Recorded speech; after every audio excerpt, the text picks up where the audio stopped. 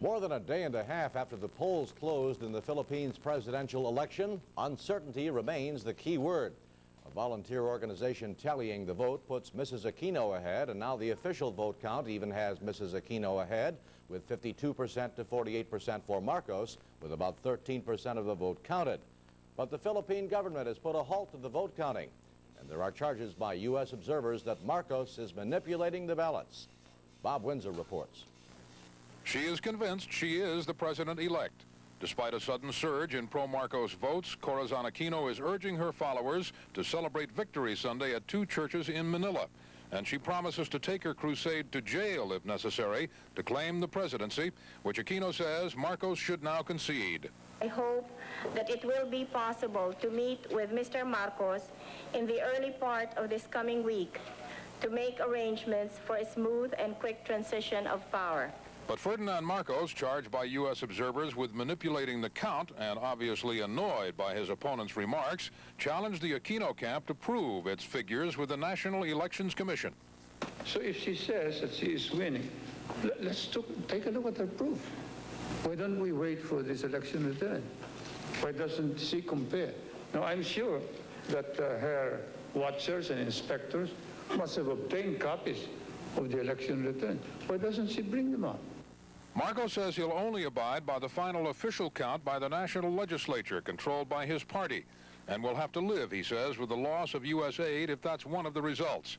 His opponents concede Ferdinand Marcos could use legal loopholes to delay a transfer of power for weeks, even months, if Mrs. Aquino does win. Bob Windsor, ABC News.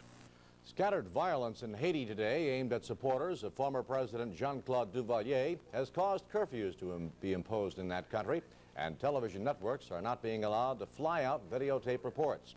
While overseas in France, Dean Reynolds has the story of how Duvalier spent his first day in exile from Haiti. Haiti's former president for life came here to a frigid alpine lakeside village, one of the few places left that would have him.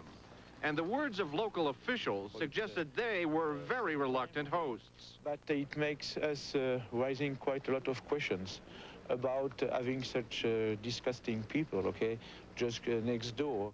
When Duvalier and his retinue arrived here shortly after midnight, the French police took over the hotel and forced other guests to move on.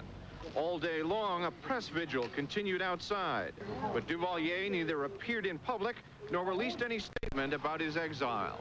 Shadowy figures at the windows and an occasional trip past police by an aide were the only indications that someone was inside. And while there was disquiet here about Duvalier's stay, in Paris, a small but energetic group of demonstrators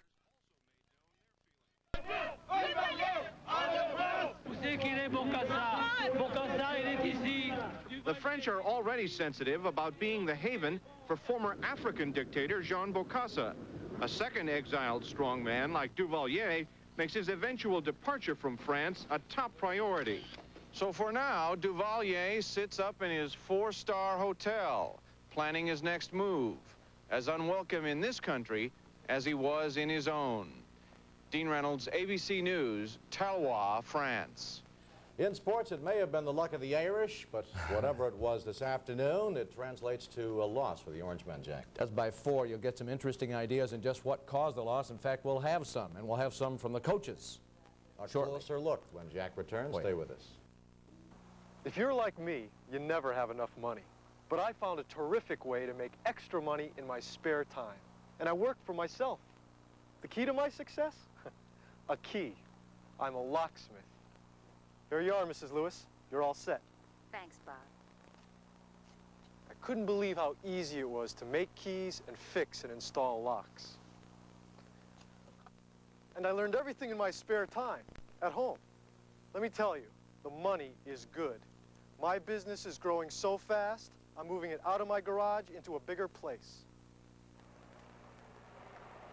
Boy, am I glad I called the Locksmithing Institute. They taught me everything I had to know to be a locksmith pro. How to get business, all about salesmanship, pricing, even how to advertise. They bonded me, sent me tools, an electric key making machine, blanks, locks, spare parts, the works. This diploma made it all possible. When they gave me this, The Locksmithing Institute gave me a better way to make this.